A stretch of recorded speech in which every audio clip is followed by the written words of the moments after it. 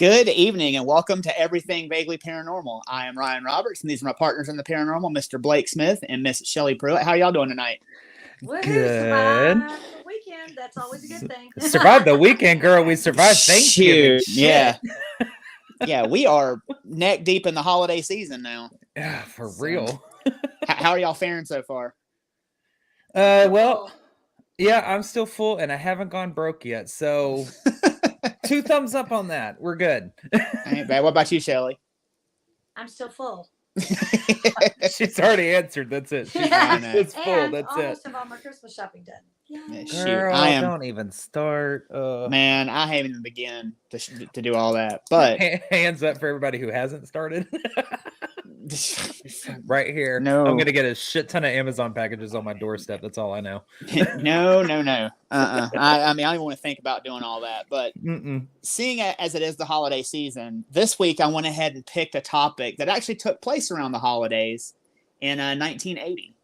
And this topic is really near and dear to me because it was one of the things that kind of got me interested into UFOs and into into like close encounters and things of that nature. So this week I am doing the Rendlesham Forest incident, and we're just going to go ahead and dive into it because it's a pretty interesting thing that happened, and there are going to be a lot of questions because there's a lot of weird stuff around this incident.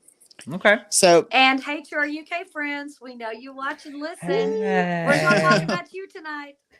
What's happening, y'all? Shout Hello, out, Governor. Ryan, stop it. That's why they hate us. Oh, I have to tell you this funny thing real fast. Sure. So this guy that I work with at the office, I asked him what he was doing for Thanksgiving, and he's from something Shire. I don't know. I can't remember. Something Shire. Yeah, Yes. I can't remember. I'm sorry. I can't remember. There's a bunch of them, and I know I'll say it wrong if I even attempt to say it. And I said, so what are you going to do for Thanksgiving? He goes, oh, I don't celebrate Thanksgiving.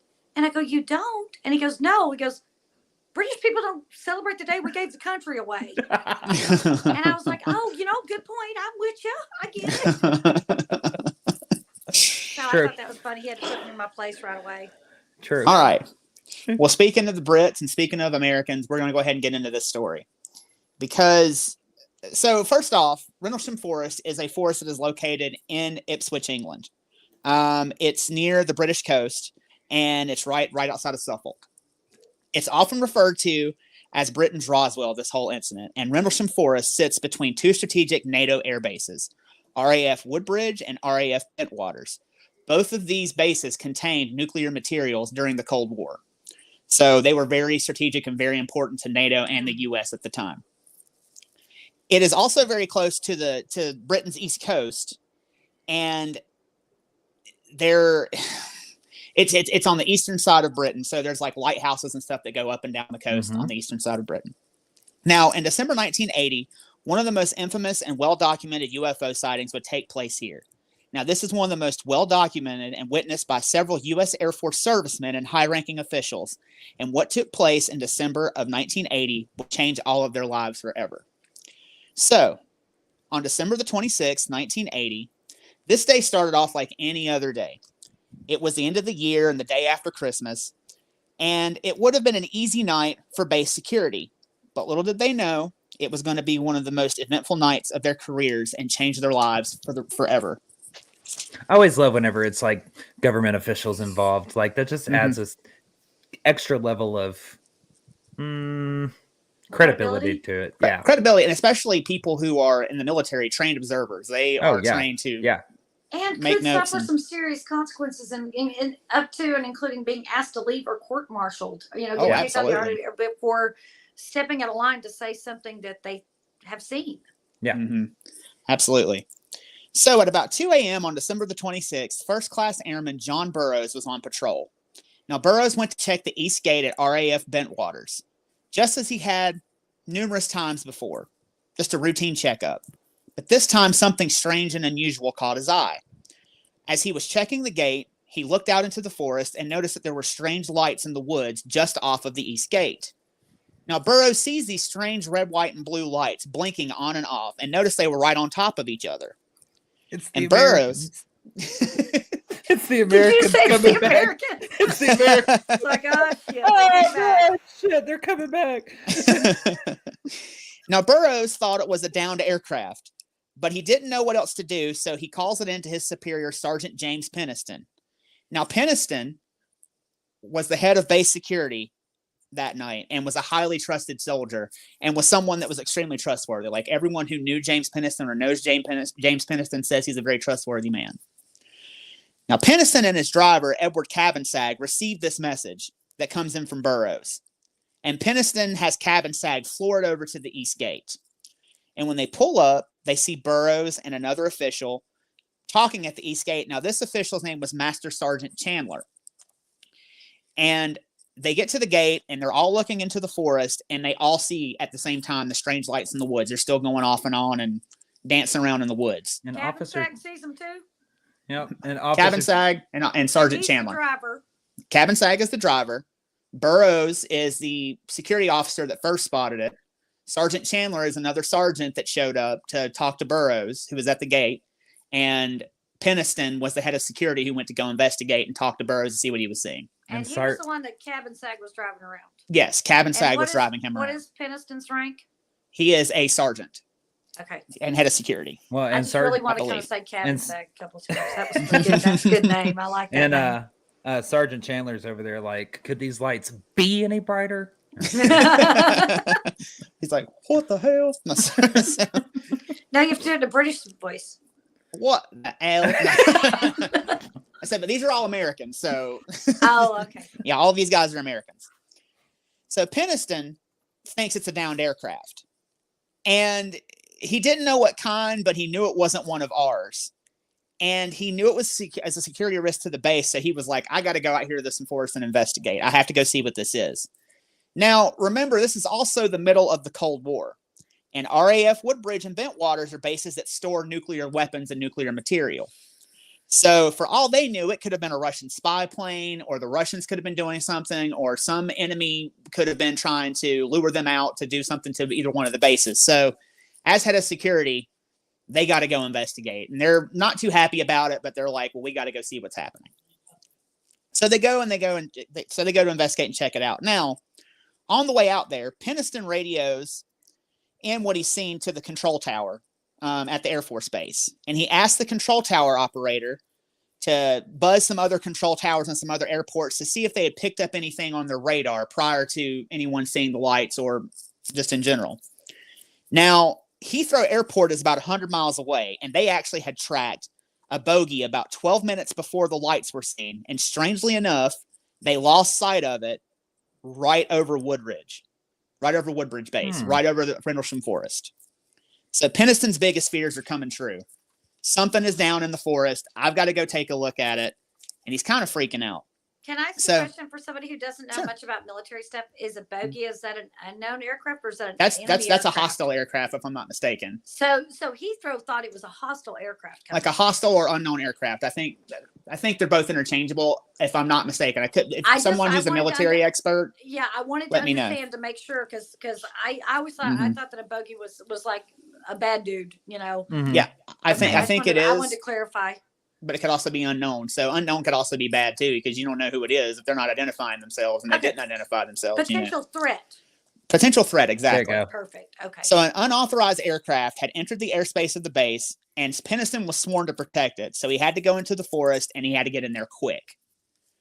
So Sergeant Penniston, Burroughs, Chandler, and Cabansag all left the east gate, and they drive into Rendlesham Forest. They left about 3 a.m. because it took about an hour for them to kind of figure out, what do we do? Where do we go? Like, this is pretty serious. We better go look at this. So they left about 3 a.m. and they start driving towards the forest. Now, when they pull up, they decide that Cabansag would stay with the vehicle and the rest of them would head into the forest to see what was going on. Now, as they get closer to the area where they previously saw the lights, Penniston tries to radio back to the base and tell them what's going on. But they all noticed that their radios were malfunctioning and they couldn't get relays back to the base. So they thought it would be a good idea if Chandler went back to where Cabansag and the truck was, So if they needed to radio in for help, they could radio to Cabin Sag and Chandler, and then they could radio back to base. So Chandler returns to the vehicle where Cabin Sag is. And so as he returns, Peniston and Burroughs continue to press on into the forest. Now, as they get closer to where they had seen the lights, things got even more weird. They said that the air felt like it was electrically charged, like you could feel all the hairs on your body standing up, and it also became very difficult for them to walk as they got closer. They said that it felt like they were wading through water, a very thick, almost like a very thick water, though, like almost kind of like soupy, kind of hard to navigate, like, and they couldn't really explain it. And they also heard the local farm animals, because there's some I forgot to mention, sorry, there are farms on the other side of this forest too. So there's the bases and some farms. Okay. They also hear the local farm animals making noise as if they were spooked by something. So they're freaking out. They hear cows and pigs bang and dogs barking. Something's freaking them out. And then all of a sudden, like in many paranormal experiences, everything went completely silent. There was a sudden flash of white blinding light, and both Peniston and Burroughs instinctively hit the ground. They thought they were done for. They thought something was attacking them. But they got up and realized that they were okay and were kind of getting their bearings about them. And in the clearing in front of them, they saw it. They saw the very thing that would change the course of their lives forever. So, what Peniston said was sitting in front of them in the clearing is nothing short of extraordinary. He said it was a small, triangular craft that was about 9 feet tall by 9 feet wide. It was strobing with multicolored lights, and on one side of it was a bank of blue lights, and it had a white light on top. It was sitting on 3 legs like a tripod, and it made absolutely no sound as it sat there. Now, Peniston said that the light, there was light undulating inside the craft. It almost seemed like it was a lava lamp on the inside of it. He said it was hard to explain. Interesting description. Okay. Yeah. Now, Peniston didn't know what he was looking at. He thought initially that it could be some sort of weapon, and it was his job to protect the base, so against his better judgment, he decided he was going to approach. So Peniston... No. No, I would. No. I'd be like, hello.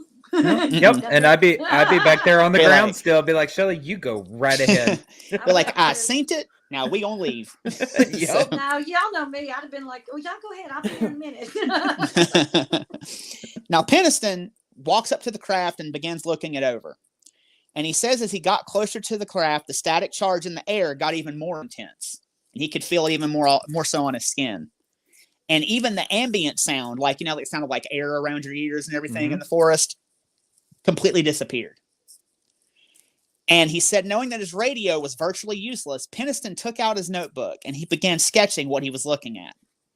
He circled the craft, looking to see if he could find any kind of exhaust or any kind of ports, anywhere where, you could see a flame or anything on the craft. He could find none. He also noted that it seemed to be made of a smooth black glass. And as Peniston rounded the craft, he was surprised by what he found on the other side. He observed symbols that looked like hieroglyphs, but different. Peniston made quick sketches of the symbols, and Peniston then reached out and touched the craft. It was still warm to the touch. It was smooth and glass-like, just as he predicted. As he ran his hand over the symbols felt rough like sandpaper. And Peniston said suddenly in his mind's eye, he began seeing a series of ones and zeros, like a flash all of a sudden, like these ones and zeros are just flashing in his brain. And what Peniston, so after he does this, he notices that as these ones and zeros are flooding his mind, Peniston also noticed that the light on top of the craft would get brighter every time he would touch one of the symbols. But when he would remove his hand, the light would dim on top of the craft. Now, Peniston paced this thing even more and made even more drawings, and suddenly, the craft emanated another blinding white light. It rose up amongst the trees, breaking the branches as it did, and as it crested the treetops, it took off in a shot off into the night sky. Peniston wrote in his notebook, as he observed the craft, quote, impossible speed. Now, Burroughs is standing there too, and he sees something completely different. Burroughs says Burroughs' encounter is not as detailed, but what he says is his encounter does not last as long as Peniston's, and he claimed to have seen a craft, but the craft that he saw was oval and sun-like. And plus, he says his encounter only lasted a couple of seconds, where Peniston's lasted for a few minutes. Nonetheless, they had both seen something. Well, that's because Peniston's over here like, I'm going to draw you like one of my French girls. And then he's playing fucking Simon Says with the damn hieroglyphic on the side. Like, trying to get it to freaking open or whatever, and shit. That's why his experience was so damn long. But home dude's like me, he's still on the ground back there, just like, I'm like, just going to observe. Now, I do want to kind of stop down and talk about this for just a second, because I do find it interesting that both of them experienced something, but they experienced two different things at the same time. Mm-hmm. So, I don't know, man. Like, it seems like that, like we have that whole theory about certain people are meant to see certain things. Mm-hmm. And I think that might be what's at play here. I don't know. Or perhaps from the angle that one was looking at it, it appeared oval, because if the lights were bright, that could give you a distorted perception, being as if you were looking straight on from above or from a lower angle. It could have, instead of looking pointed, because the way the lights were, perhaps it looked oval because all the lights were visible, but maybe they were doing like this out into that triangle shape. So without being close enough to see that point, it might have appeared to be oval. Could be. It could just be a light reflective trick. You could be absolutely right. Now, Peniston and Burroughs began searching the landing site for physical evidence. Like I said, they're trained observers. They want to make sure, they want to go through thoroughly to see what they saw was to make sure what they saw was absolutely true. Can we find any physical evidence to prove what we saw? Now, they're looking for all this physical evidence to confirm their sighting, and they looked on the ground where the craft had been, and they noticed that they saw 3 indentions in the soil, evenly spaced, forming a perfect triangle. Now, the interesting thing about this is it was late December and the ground was frozen solid, so something of considerable weight had to have sit on this ground to make these indentions into the soil. They also noticed that the broken branches were strewn about the clearing, and they also noticed that the craft had rubbed against some of the trees as it took off. Now, not knowing what else to do, after they gathered the physical evidence, they decided to walk back to the Jeep. So Chandler and Cabin Sag were waiting there for them, and they asked Peniston and Burroughs just where the hell they had been. Peniston and Burroughs were confused because they thought they'd only been gone for about 5 minutes. But when they got back to Cabin Sag and Chandler, they were informed they had in fact been gone for 45 minutes. And missing time. Another missing time incident. Now, they thought that was impossible. There was no way that they were gone that long. But when they both looked down at their watches were 45 minutes behind Cabin Sag and Chandler's. So shouldn't have been playing Simon Says with the alien craft. Absolutely not. So Peniston and his crew, they drive back to base in the early morning, where they were told to report to their superiors. Now, Peniston was terrified to tell anybody about this because he didn't want to tell any of the higher-ups, because in those days, reporting a UFO was a death sentence in the military. Like, that was the end of your career. Yeah. But nonetheless, Peniston told what he saw and then waited to see what would happen. So him and everybody all gave a statement, and they were waiting to see what would happen to them. And we'll pick back up with them later, because now we're going to pick up with a whole new set of sightings that happened the next day. Okay. So on December the 27th and 28th, around 3:00 in the afternoon, disaster preparedness technician Sergeant Monroe Nevels is working in his office. He gets a knock at his door, and standing at his door is Lieutenant Bruce England, security officer of Bentwaters. He walks into Nevels' office and tells him about the UFO sighting the previous night. He tells Nevels about this incident, and this incident has remained absolutely classified. But England wants Nevels to come with him to investigate the site to see if there's anything out there. So England and Nevels drive out to the site where the encounter took place. Sergeant Nevels scans the site and finds the 3 indentations in the ground, like Burroughs and Peniston had reported. And in the indentations, he found they were also the same length and distance apart, forming a perfect triangle, just like the other two had reported the night before. It looked like something on a tripod had sat there. Neville's also noticed that the trees around the clearing had broken branches and were scorched. Suddenly, Sergeant Neville's in England see a blinding white light, and Neville said it was a brilliant white light that blinded him, and as quickly as it was there, it was gone. Neville's in England were so spooked that they ran to get their superior on the base to come take a look. Now, they flew back to base to get Lieutenant Colonel to get Lieutenant Colonel. Damn it. Words are hard tonight, man. Yes. It's okay, go ahead. Colonel Ryan, Colonel. They flew back to base to get Lieutenant Colonel Charles Halt.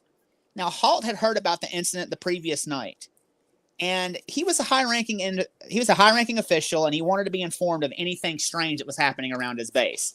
Although Halt didn't really believe in UFOs or aliens or any of that crap, he just still, I'm head of the base right now. I need to be privy to what's going on.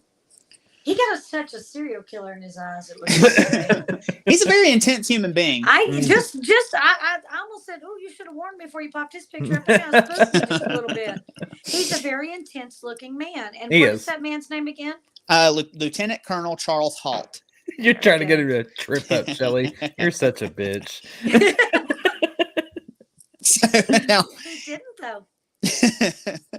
Now, Halt was attending a party and an awards dinner on base for officers that evening. Suddenly, England walks into the party and sticks out like a sore thumb because he's in full gear and he's carrying an M16. England was clearly... Be me. Yeah. Sorry, right in the middle of the party. Of all these people in their military dress and one MF with an M16 walking and going, "I got something to tell you." Like I synced it. I done synced it. So he means business. I mean, because he's interrupting an officer's party number one. Number two, he's still like in his fatigues carrying, his M16 in the presence of all these high-ranking officials. So England was clearly shaken when he found Halt. England told Halt that the UFO from the previous night had returned. Now, Halt didn't really believe him. I was like, "Are you kidding me, really?" And he was annoyed and didn't really want to go to take a look at whatever these guys had seen. But his men seemed shaken and seemed scared, so he agreed to go. But admittedly, he was on a mission to prove that this was a bunch of happy horse shit. Like, he just was like, "I'll go out here and take a look, fine, but whatever. I'm going to prove to you this isn't real." So Neville's took Penniston and England back to back into Rendlesham. And as they got out of the Jeep, Halt pulled out a tape recorder that he had on him. He thought it would be a good idea to record as they investigated, just so he could have it for his records later on, and he could type up his report because they had to go in these woods. Smart man. Okay. Yeah. Now, as they got to the site, Halt ordered his men to set up these floodlights in the area so they could see, once again, they're trying to look for physical evidence to prove what exactly happened, if anything was even there. Mm-hmm. So Halt and his men are walking around, they're taking soil samples, and they're looking at all these like scorches on the trees, and they're looking at all these broken branches. They see the indentations in the soil. And he orders Neville's to get out his Geiger counter and take readings of the site that they're investigating. Now, at first, Neville's, when he pulls his Geiger counter up, he gets some mild hits and, in the clearing. But Halt told Neville's to do a sweep of the indentations in the ground. And when he did, the Geiger counter measured considerable radiation. Halt also ordered him to take a sweep of the scorched trees around the clearing. And when Neville's did, the Geiger counter absolutely pegged out. Halt determined whatever this craft was, it had to be carrying some sort of nuclear material or it was nuclear powered. And he also ordered another one of his men to put on night vision goggles to kind of scan the area. And when one of these men puts on the night vision goggles, they find that where the craft had landed the previous night, the ground was still warm, even though the soil was supposed to be frozen because it was the middle of December. Suddenly, like the night before, the forest and nearby farm animals begin to go crazy. The animals in the forest start freaking out. The animals around the farm start freaking out. They're making noise. And then, once again, like the night before, it becomes eerily silent. The floodlights lighting the site go out. That would be the moment I would run. Mm-hmm. But, let's stay there and stare for the spacecraft we could play Simon Says with. Yeah. Then they spotted it. Halt and his men noticed a light moving through the trees towards them. It was glowing red and had a dark center like a black pupil of an eye. It was shirking off what Halt thought were pieces of molten metal. He said that's basically what it looked like molten metal was falling off of this thing. Like a volcano. Yeah. And the men ran, but noticed that the object, so the men turn around to run, but the object breaks into 5 separate objects that are white and they fly away. So Halt, Neville's in England, get up off the ground, collect themselves, and they're like, you know what, maybe we should get the hell out of here. We're going to leave the forest. You think? So they're walking through the forest, and they get out on the other side of the forest, and they're walking through a farmer's field, when one of the men suddenly noticed 3 objects in the northern sky. White with multicolored lights moving in tangent at a high rate of speed. Then these objects became stationary and started moving at sharp impossible angles, kind of herky-jerky across the sky like this. And they're all watching this like, what the hell? And then at the same time, another object appeared in the southern sky, very similar to the other 3. And it comes towards the men at a high rate of speed and then suddenly stopped over their heads about 10 feet from them and sit down a thin beam of light that illuminated the ground in front of them, and they just stared at it in awe. The object receded and went back up into the sky, but it was not done.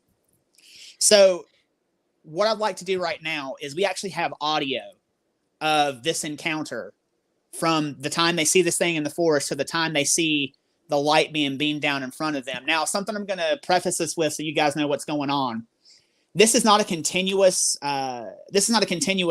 conscious stream. Basically, Halt, whenever he saw something of note, would press record on his audio recorder, and then he would stop recording whenever there was kind of a lull in the action. So okay, while this recording you're going to hear is maybe 5 minutes, you can find a lot more of Halt's recordings from that night on the internet, and they're really interesting. I highly suggest you go listen to them. But this is kind of what takes place over this period of time. So this all didn't happen within 5 minutes, but you're going to hear 5 minutes of audio of what happened. Okay. If Blake wants to go ahead and play that for me. Yep.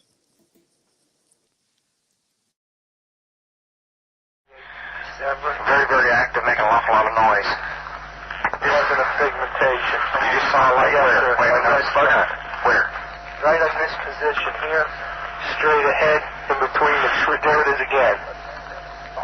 Watch, straight ahead off my flash right there. So there it is. Hey, I see it too. What is it? We don't know, sir. So can I get some? Yeah, it's a strange, small red light. Looks to be out maybe a quarter to half mile, maybe further out. I'm going to switch off. The light is gone now. It was approximately 120 degrees from the site. Is it back again? Yes, sir. Oh, that's the flashlight set. Let's move out to the edge of the clearing so we can get a better look at it. See if you can get the star scope on it. The light's still there, and all the barnyard animals have gotten quiet now. Yeah, we're heading about 110 to 120 degrees from the site out through to the clearing now. Still getting a reading on the meter. About 2 clicks. Maybe 3 to 4 clicks, getting stronger. Now it's stopped. Now it's coming up. Hold up. There we go. It's about approximately 4 foot off the ground. It comes to set of 110 degrees. All right, just turn the meter off. Got to say that again.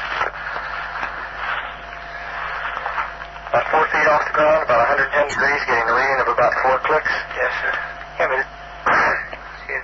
Now it's dying. no, it's not. I think it's something other than the ground. I think it's something variable here. It's a tree right over. We just found the first night bird we've seen. We're about 150 or 200 yards from the site. Everything else is just deathly calm. There is no doubt about it. There's some type of strange flashing red light ahead. It's yellow. I saw a yellow tinge in it too. Weird. It appears to be maybe moving a little bit this way. It's brighter than it has been. Yellow. It's coming this way. It is definitely coming this way. Pieces of it are shooting off. There is no doubt about it. This is weird. To the left. Yeah, definitely moving off. Two lights. One light to the front, Okay. one light to the left. Keep the flashlights off. There's something very, very strange. Get the headset on. See if it gets any stronger. Okay. Give us a rundown. Notation that this is on a beta reading, too. It's on a beta reading? Beta Okay. still has been removed. Okay. Pieces are falling off it again. But it just moved to the right. Yeah. Off to the right. Strange. Oh, why are you going left? Let's approach to the edge of the woods up there. Can you undo without lights? Just carefully, come on. Okay, we're looking at the thing. We're probably about 200 to 300 yards away. It looks like an eye winking at you. It's still moving from side to side. And when you put the star scope on it, it sort of has a hollow center, a dark center. It's like the pupil of an eye looking at you and winking. And the flash is so bright to the star scope that it almost burns your eye. We passed the farmer's house and across in the next field. Now we have multiple sightings of up to 5 lights with a similar shape and all, but they seem to be steady now rather than a pulsating or glow with a red flash. We just crossed the creek, and we're getting what kind of readings now? Getting 3 good clicks on the meter, and we're seeing strange lights in the sky.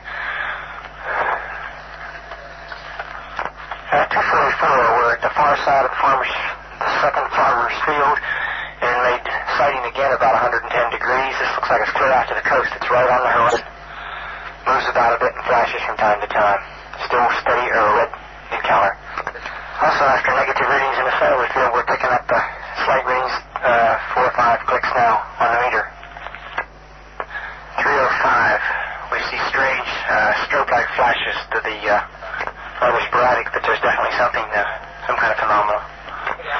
305 at about 10 degrees horizon directly north. We've got 2 strange objects, half moon shape, dancing about with colored lights on them.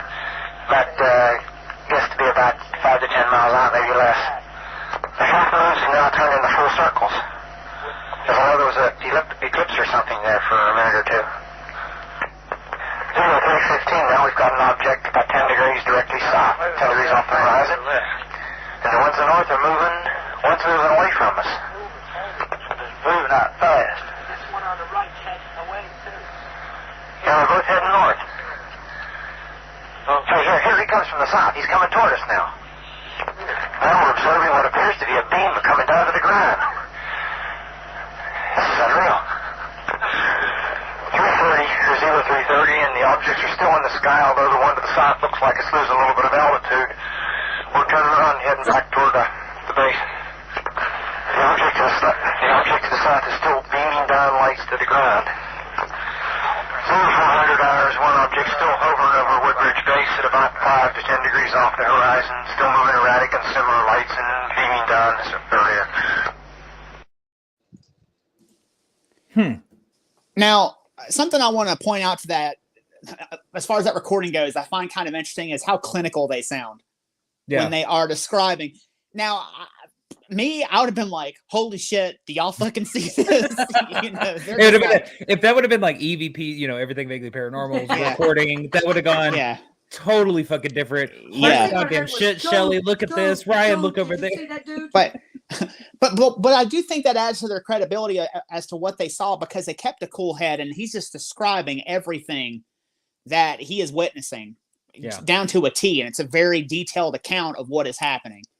And the fact that just the foresight of him busting out that tape recorder is freaking awesome. Way to go. I just want to say that. Shit, for real. But however, had it been at the end, whenever they're like, there appears to be some sort of light that's beaming down from the spacecraft. Nuh-uh. That'd have been like, y'all grab your shit. Let's go. Get the hell out of here.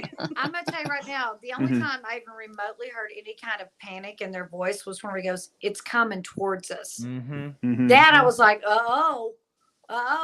But now one of them sounded, and I wasn't sure which one was talking at that moment, because there were a couple times you could hear the other soldiers around him that were saying this. But that was the one time I heard a little panic in there. Yeah, it's coming towards us, and you're like going, "Uh-oh." They're coming to get us. I don't, Yeah, I don't think I would have been able to kept such a cool head if I had been there and seen that. I would have been freaking out, but. As you can hear them, they have an incident where it comes down and beams down a light in front of them, and it rises up and goes away from them. But you kind of hear a little bit of it in this audio recording too. The object actually flies towards Bentwater's base and hovers over the munitions dump where they're keeping nuclear material and the nuclear weapons are stored.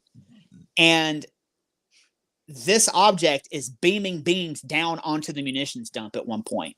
Now, Halt, Neville's, and England are all watching this, and they're waiting with bated breath because they know this is where dangerous material is, and they're like, oh my God, like, what is this thing going to do? Like, it's shooting beams at where we keep the nuclear weapons. Now, at this point, they were not the only ones to witness this UFO fly over the base and start beaming down at the munitions dump, because at the Bentwaters radar station, Master Sergeant Ike Baker is in the air traffic control center, and he is the air traffic control supervisor, and he's watching the radar. And as he's watching the radar, at the same time Halt is having his sighting, Baker starts getting these blips on his radar. But the strange thing about it is he's not even really getting blips. This thing was so fast that on his radar, he's seeing an object move in a straight line across his radar screen. So this thing is moving across his radar screen, stops over the munitions dump. And soon he couldn't even see it on radar. But then as he turns to look out the big air traffic control window, which faces the munitions dump, he sees a large glowing craft silently hovering right in front of him over weapon storage, where they store the nukes. And it shot, he sees it shoot the beam down, the same beam that Halt and England and Neville saw it shoot down on the munitions dump. And then suddenly it blinked out of existence, and everybody was relieved, because for all they knew, this was it. This was DEFCON 3. You know, things are about to go crazy. Yeah. So this incident happens, and weirdly enough, none of the men from the second night that we just talked about and we just heard from the audio were ever debriefed about anything. But in the coming days, the Office of Special Investigation shows up to the base. Penniston and Burroughs were interrogated and debriefed 14 separate times. Each time they were told it was the last time, but the interviews just kept coming, and they kept on debriefing them and kept on asking them what they saw. But the OSI took statements from Penniston, Burroughs, Chandler, and Cabansag, and then they generated these generic sanitized statements for them to sign, where they didn't deny what they had seen, but they changed everything to unidentified lights. You know, there were no details in these typed up statements that the OSI had made for them. Penniston was made to sign a heavily sanitized version. Although he said they weren't his words, he still signed it. Burroughs said he signed a handwritten statement only after repeated interrogation, sending him and that was basically sending him the message write this out, sign this, because we can make your life hard. And because they kept on messing with him. Now, Cabansag said he was handed a typed statement and told to sign under great duress, and told if he signed, his involvement would be forgotten, and Cabansag didn't even read the statement that he signed. So all of these dudes were just... Now, Chandler, I think Chandler just went ahead and signed his too, because he just didn't want anything to do with it. He was just there, and, you know, he was kind of done with the whole thing.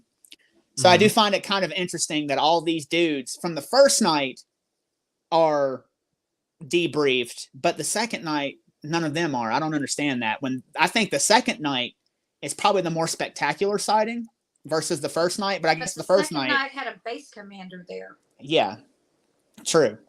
But the first night, I guess because they encountered something physically on the ground, maybe that's why the OSI and the Air Force were so worried about them. But it was kind of interesting. So we do know that these people saw something in the woods that night. But what was it? So whatever it was is unexplained, but there are a lot of skeptics that have come forward and tried to offer some explanations as to what they saw. And I'm going to go ahead and read some of these. Please don't. Oh no, it gets way more interesting. Please don't say ball light. Here we go. It's ball lightning. Here's some of the skeptic theories. So one of them is that they were taking magic mushrooms. No, Now, drugs. Okay, drinking and drugs would have been two I thought of. Now, this is not likely because none of the personnel ingested any magic mushrooms, and there are lots of fungi in Rendlesham Forest, but none of them are psychoactive, so that's kind of ruled out. And plus, if you did that, you'd probably be court-martialed. You get in a whole lot of trouble. You're supposed to be protecting this nuclear base. Yeah, yeah, they were all on duty too. Yeah, no, yeah, absolutely. Also, another theory was mass hysteria and delusion. Now, this is a possibility, but it's not likely because there's too much physical evidence. There's radiation, there's charred trees, there's, the indentations in the soil, there's, all these radar hits, all these broken branches. There's just too much for it to be a mass delusion. Too much corroborating evidence in different places. Yeah. Yeah. Now, my favorite one is the one about a fertilizer truck. In 2009, a local man named Peter Turtle came forward and said, "Now his name is not Peter Turtle. You are lying." Peter Turtle. I'm not and his kidding. Fertilizer truck. I am not kidding. His name is Peter Turtle. So Peter Turtle comes forward in 2009 and said he was driving a truckload of fertilizer through the woods on the 27th. Then the truck broke down, and he said the fertilizer was stolen. So to cover up the evidence, he set the truck on fire, and that the fire from the fertilizer truck was what was mistaken for a UFO. Now, what the fuck? Yeah. Except the last time I checked, fertilizer trucks don't fly.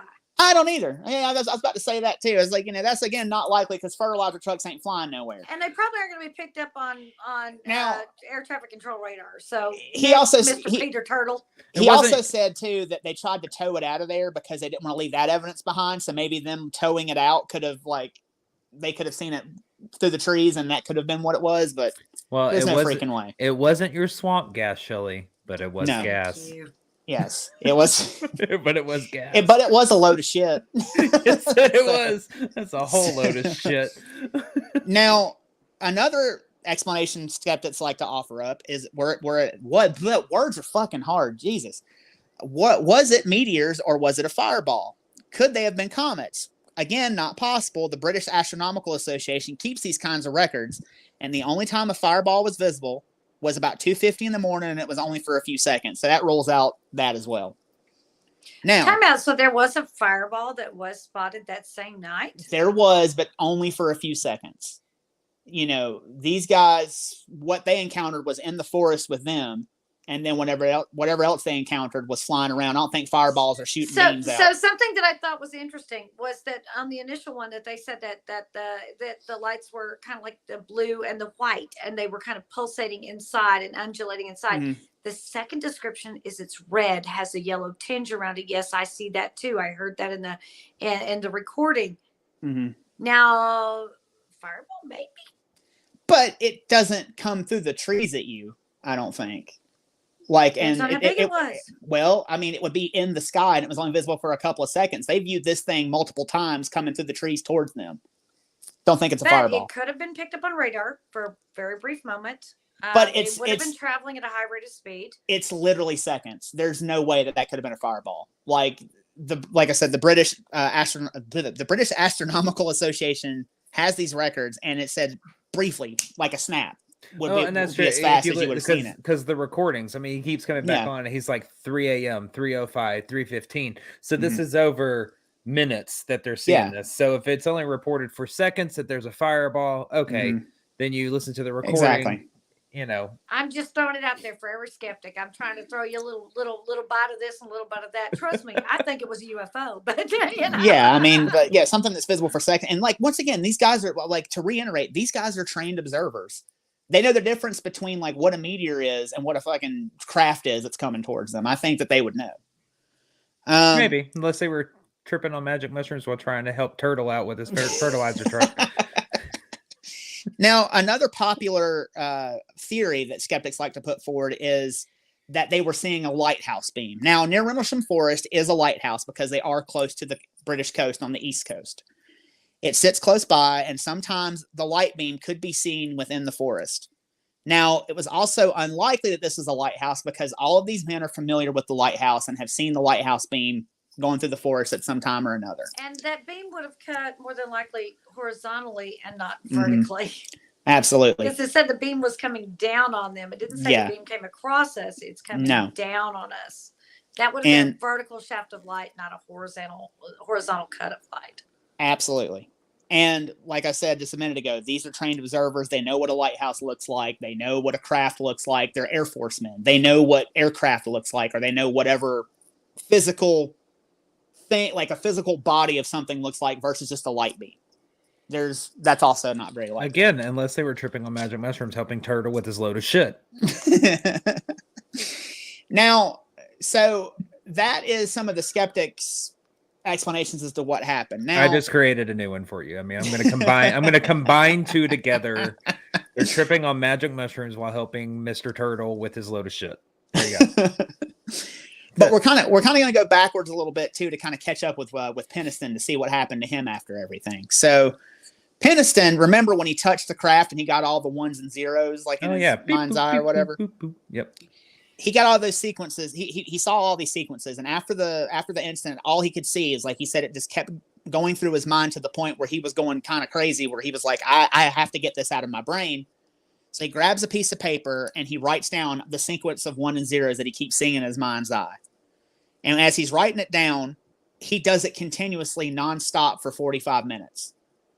And he looks at it and it looks, he doesn't understand what it means because, this is 1980. He's not really trained to recognize binary code. He doesn't know what binary code is, but that's basically what it kind of looks like is binary code. So he just kind of puts it in his notebook, kind of puts his notebook away, doesn't even think about it. He's gotten out of his mind, not even worried about it. Now, later in like 2010, he is being interviewed for a documentary and he's showing his notebook, and then someone sees the 0s and 1s in his notebook, and they're like, is that the code you were talking about when you touched the craft that you saw in your mind? And he was like, yeah.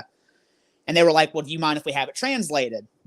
So they have the binary code translated, and this is totally not going to make sense for a second, but then I'll kind of come back around and explain this to you. So when they have the binary code translated, what was on the binary code, and this is what it said: explanation of humanity, continuous for planet Advan, things, and then it like lists the longitudes and latitudes for Sedona, Arizona, Caracol, Brazil, the Great Pyramids of Giza, the Nazca Lines, and the Temple of Apollo in Greece.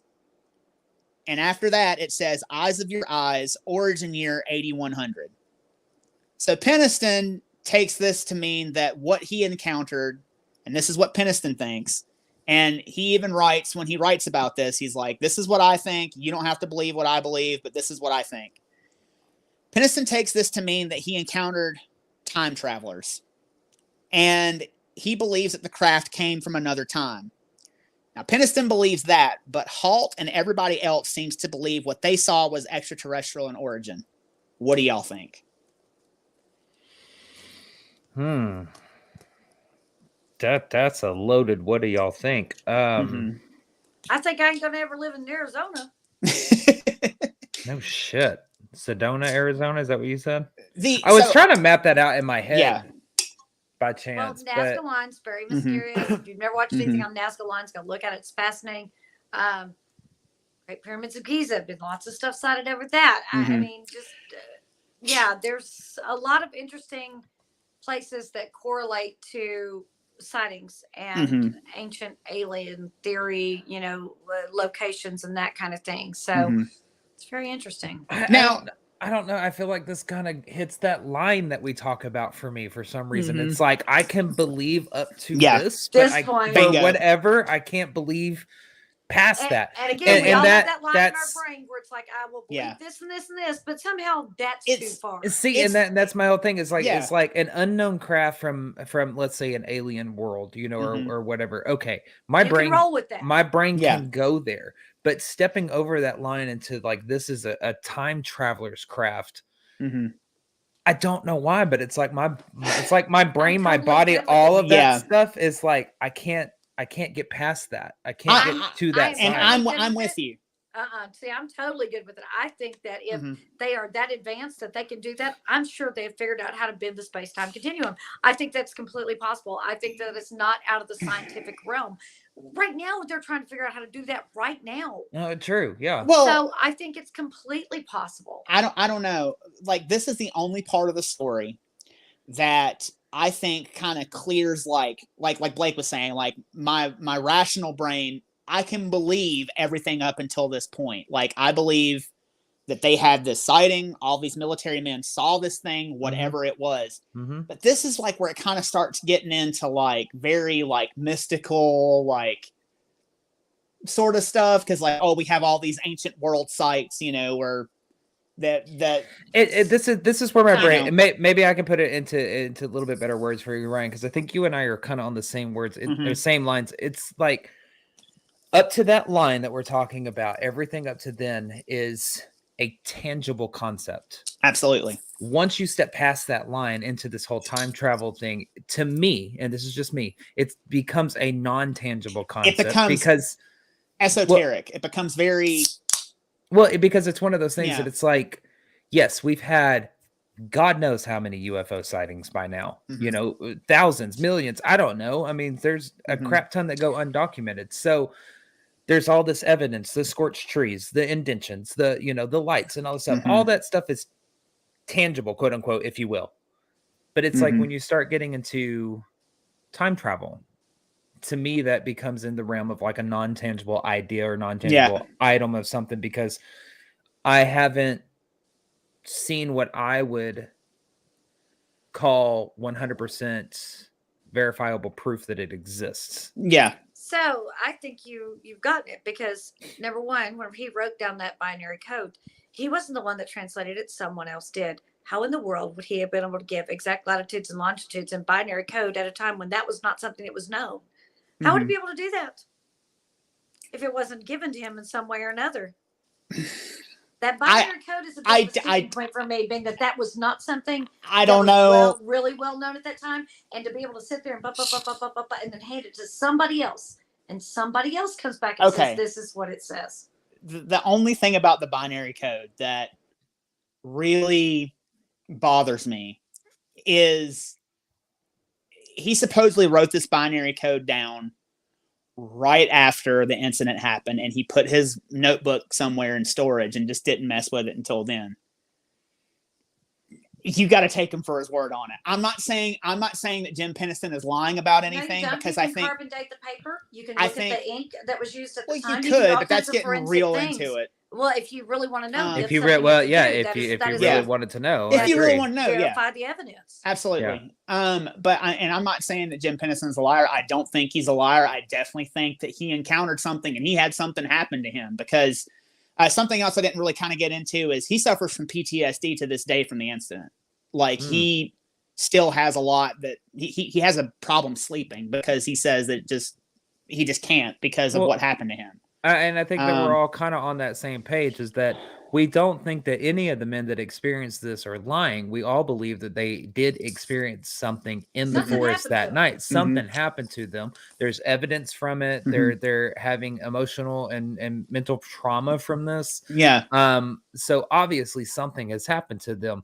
It's just to what degree. And the only thing that I can't jump on board with is Penniston's belief that it's from, time travel. That's the only thing. Same thing. Like, I think whatever he encountered was extraterrestrial. I think it has to be. But he says in his own words, believe me or don't believe me, this is what I believe to be true, is that I encountered a time traveling craft. Well, I would just happen to fall on that line of people that can't jump on board with just that one aspect. Yeah. I'm on board with everything else that you experienced.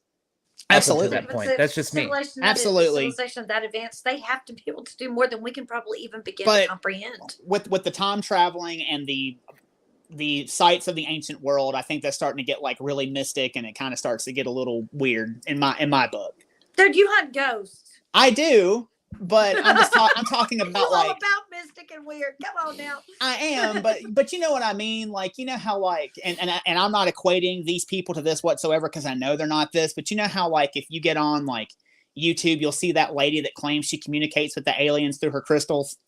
You know what I mean? Like, and she's like, you know what I'm saying? And she's like, I'm getting dispatches from Atlantis, like stuff. I feel like it's kind of it's not quite there, but it's kind of started to get in there. And were to lead me some kind of viable proof, like to me, the binary code, that's pretty good evidence to me, being that it was in a time when that was not known.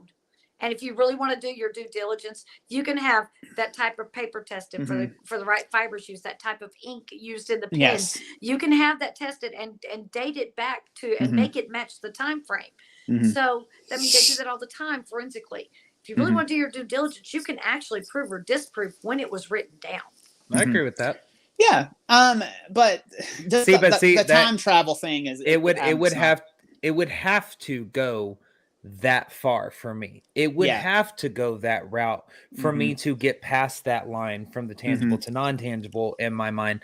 Because if we were to find that notebook and do the testing on it, test the ink, test the paper, and it does come back that it matches the time period of when that particular ink and paper was being made, yeah, that would be a little bit more verifiable evidence for me. Yeah. I couldn't say anything to that. Oh, he wrote it, he stuck it in his notebook, or allegedly stuck it in his notebook, and then years later he came back across it. That would rule that out. What I of think him writing it later on. What I think throws me off too with the whole time traveler thing is like, this is such a nuts and bolts, like very clinical military sighting that we have all this evidence for. And once we've been in that mode, like that very clinical military descriptive mode, and then we start getting into the more metaphysical on this end of the spectrum, I think that's what kind of throws me off, because it's the one thing in this whole story that gets like super metaphysical. And I think maybe that's where my hang up is. You know what? And I think that's the one thing that actually makes it really very credible, because you see, all of these people that were reporting it, they were military men. They were reporting it in a way a military man reporting it. This is his private thoughts. This is when he's out of uniform that he's saying this and doing this. And yes, military people are very exact and everything whenever they're on duty, but they have an off time where they turn that off. And that's what actually, and he knows what he's risking. And something I will say is, he did not speak about this again, the whole incident, until he retired from the Air Force. He went on to have a very nice career in the Air Force. So did Lieutenant Halt. And once they retired, they both became very vocal supporters of the disclosure movement. And they would go and speak at different conferences, and they would tell their stories, and they would do different documentaries and different interviews. And they have been very active in trying to get the military to disclose what they know about UFOs. So, like I said, I think they're all very credible with what they saw. The only weird thing to me is the binary code. That's the only weird thing. We need to go sicko George Snoopadoopadloopus on them.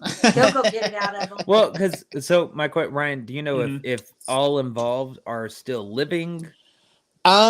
Yes. Well, I don't know about England. I don't know about the guy in the control tower, and I don't know about Cabin Sag. I do know that Burroughs is still living. Still alive. Burroughs is still living. Halt is still living, and Penniston are all living. But Cabin Sag is actually the one who didn't see anything. He was the driver back at the car. Yeah, but he was there, so guilt by association, I guess. Like he did see the lights in the woods whenever he's the one that drove them out there. So like he knows about everything. My only question is, I'm going to play a devil's advocate to what we're saying that we believe them. I'm going to play devil's advocate just real quick, because I have a question for you, Ryan. Do you know if at all he's ever offered up his notebook other than the deciphering of the binary code, like to have testing done of any kind? I don't know. I do know that, like, if you ever see any drawings of the spacecraft, they do come directly from his notebook. He did draw those. That's his little field journal he pulled out to draw what he was seeing. I don't know, other than the testing of the binary code to have experts look at that, I don't know if he's offered it up to anyone else. And this is he wrote if that notebook has any kind of radiation. It could. Well, I don't know. So you're saying that he wrote the binary code in this field notebook that he also did the drawings in? Yes. Okay. See, my only issue, and this is where the devil advocate plays in, is his saying in his own words, believe me or don't believe me, but this is what I believe to be true.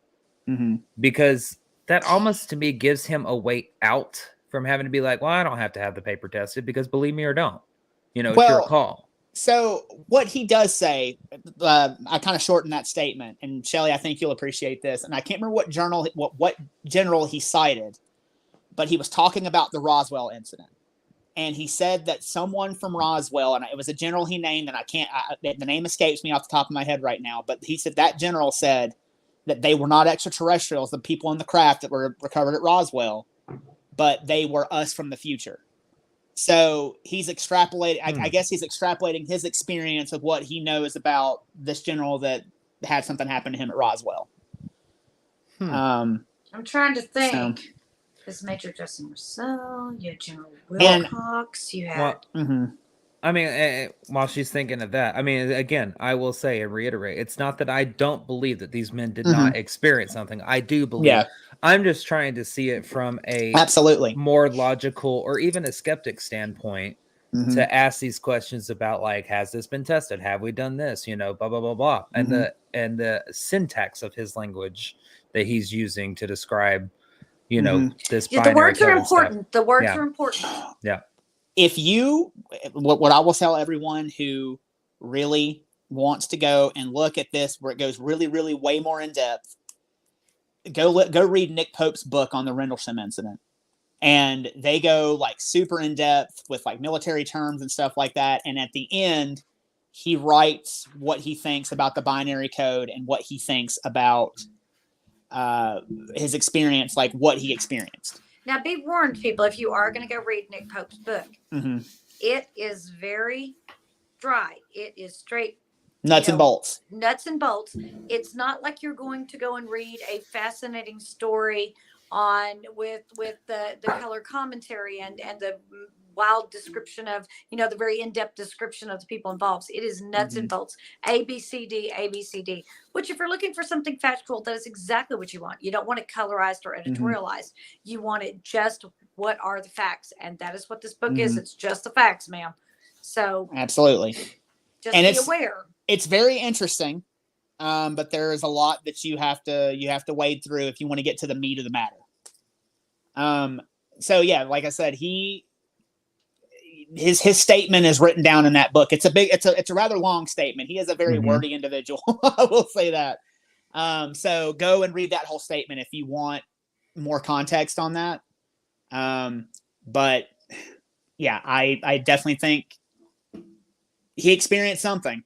What it is, I can't say.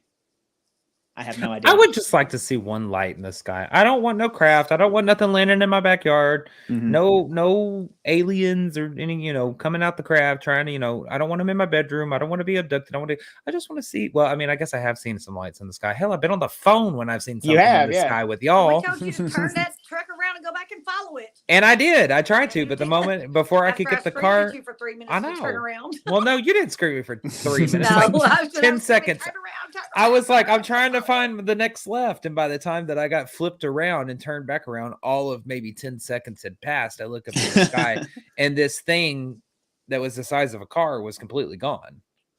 I couldn't explain it. That's I how it have happens, no idea. man. So, but you know what? I would like to experience one that's like, without a flipping doubt, I know it's an UFO. But I bet you don't want to experience the occupants of said UFO. No. Hell no. Dude, I'd like to go say hi, little green man. How are you? Can I take a picture with you? And then they whisk you away to Alpha Centauri or wherever the hell they're from or whatever the fuck. Zeta I'm too Reticuli. old. They wouldn't be interested in me. Alpha Centauri. Yeah, Zeta Reticuli, I think is what it is. I don't know. Zeta Reticuli, I believe you're correct. Alpha Centauri is another star, I think, though. But then it ends up in Uranus, yeah. Oh, Isn't that where they all end up? I think on that note. That's where they're looking for rings. Oh my god. So, well, so in conclusion, what are your final thoughts? Final thoughts, definitely experienced something. I definitely think it was a craft. Look, I mean, I think it's at this point where we're in this era of full disclosure on all of these things. I think it'd be almost wrong for us not to believe these people when there's this type of evidence, the charred trees, the indentions, all of that kind of stuff. Especially for these experiencers from prior to the disclosure movement. So yeah, I absolutely think that these men experienced something. There's too many things there in the forest that I would classify as evidence for them not to have experienced some type of craft of some nature. I can't get on board with the time travel thing just yet, but maybe later on, who knows? Maybe something will come up in the future. But I'm on board up until them having a UFO or UAP or extraterrestrial experience with a downed craft. Okay, you just said time travel, and I just struck with a question. Do you think, because we have so many UFO incidents and so many UFO encounters with a time discrepancy where people are having missing time, Do you think that the time travel theory could explain why people have missing time when they experience a spacecraft or a UFO or whatever you want to call it? I'm not 100% on board with it. Mm-hmm. I can see it. I think it's something else. What? I don't know. You just jumped into my final thought with that question, Ryan. Okay. Final thoughts. What I was going to say was these guys were military. They would be risking their careers and things like that if they were to speak up. Again, the binary code not having been something that was widely known at that time, still relatively, kind of a new concept in computers and things like that. And again, the fact of the missing time, that they thought they were only gone for 5 minutes, they were actually gone for 45 minutes. The difference in their watches time, those are little baby computers, they move. They all just decided to set all their watches at exactly the same time to exactly the time, okay, all of us set ours 45 minutes ahead, all y'all set yours just 5 minutes. That part doesn't make sense to me. I think that they experienced something. I think that there is a potential that if that man who experienced it believes that they were time travelers, he might have got a piece of information that he has never shared. And maybe that's why he thinks that. Very true. So I am going to go on the fact that being that he has had PTSD, being that it's affected him his whole life, that he stayed silent while he was in the military in order to preserve his career. And then whenever he leaves, he and someone else, a fellow experiencer, begin to speak out. They're risking now looking, as a lot of the world has been conditioned to look at them as kooks. Mm-hmm. They're risking that now after a very good military career, a very credible military career. I don't think that you take on that risk lightly. And I don't think you say things that have happened to you that are potentially embarrassing without knowing that there is a consequence. And the consequences, you can be called a liar. Mm-hmm. I don't think that that's a risk that most people assume lightly. So I'm believing that if he's saying that, I think there's a reason for it. And I'm always going to tend to stand on the side of someone who, despite if they step forward, there is no benefit to them. There's no benefit. They have nothing to gain. Yeah. Yes. He's not going to go get some $1 million deal because he's going to be looked at like, hey, what's wrong with him? Mm-hmm. There's no benefit, but yet he's standing up anyway. Mm-hmm. I give that lots of credibility. So. Absolutely. Hey, I think I'm with you. They have nothing to gain. They have everything to lose. And I think that they experience something in that forest that no one can explain. And I tend to lean more on the extraterrestrial side, but what if it is time travelers? Who knows? No. But anyway. Shelly. Shelly, what? How about we make Blake tell them everything they need to know? That's what I'm going to do. So whatever social media channel you are watching us from, make sure that you go and follow. We're not just on the social media channel. Make sure you go and follow us across the board. We are on YouTube, Twitch, Twitter, TikTok, Instagram, Facebook. And if you want to see what we have coming out for this season 2, we've got some great things coming up. They're going to be posted out to certain social media channels exclusively, like our new The Investigation series that is going to be dropping for the Gregg County Historical Museum, hopefully pretty soon. We do have full-time jobs, please remember. Oh yes. But anyways, so make sure you go on all social media channels, search everything Vaguely Paranormal, and look for the green sound wave. Shelly, take it away. And if you want to know what we really talk about, go and become a Patreon member. It's $5 a month. We don't nickel and dime you. It's not $5, $10, $15 for each tier. $5 a month gets you everything. Our exclusive content, our exclusive investigations, our new series coming out. Some of that will be on Patreon, right? Maybe throw a little bit of it. Paracon, videos, all kinds stuff of like extra that. shit. Everything. Over 60 extra videos. Oh gosh, yes. All of our pre-broadcast and the newly post-broadcast. Again, I am very against this. This has not worked out for me well yet. But also, if you are a Patreon member, you can be entered into a drawing. that will put you on screen with us, where you can ask us anything, and it will be exclusive streaming broadcast. And after that, if you make it on here with us, then you get to go into a secondary drawing where you will go on an investigation with just you and other Patreon members, and we pay for the venue. You just get yourself there, and we cover your venue cost. So hopefully you go and do that. And Ryan, what else do they need to know? Before I go, I was going to say our first one of those are actually tomorrow night, right? Yep. Isn't that the first one? First one tomorrow So night. our first lucky 3 got a Yep, got an invitation to invitation. come be I'm on gonna tell you right screen now, with if it us. don't go well, we ain't doing another one. It's Yes, we going to be will. fun. I already So- agreed to it. Go ahead, Ryan. So speaking of Patreon, 2-Question Tuesday. Every Tuesday, we ask 2 of your questions that you submit to the evppod@gmail.com. On the pre-broadcast and the post-broadcast. We answer one on the pre, one on the post. So please send those questions directly to us. Also, hit like and subscribe on that YouTube bell. Words are escaping me right now. I can't, like, I've been talking for fucking ever, and words are Rate escaping and me. review us wherever you listen to your podcast. Go Wherever your rate and review podcast, us. yes. Tell Wherever 2 you friends listen. about us and spread the Yes. word. Thank you, Like, Blake. share, and subscribe. Yes. And also make sure you check us out on Spotify and anywhere you get your podcasts. Guys, this is a lot harder than it looks. Brian, you got it, or do you want one of us to sign us out? Could you do it? Sign us out, Blake. Thank you so much for joining us for another week of Everything Vaguely Paranormal. My name is See? Blake Smith, and for my partners in the paranormal, Miss Shelley Pruitt and Mr. Ryan Roberts. Thank y'all so much for joining us, and as always, we will see you next Tuesday. Bye, Bye, y'all. y'all.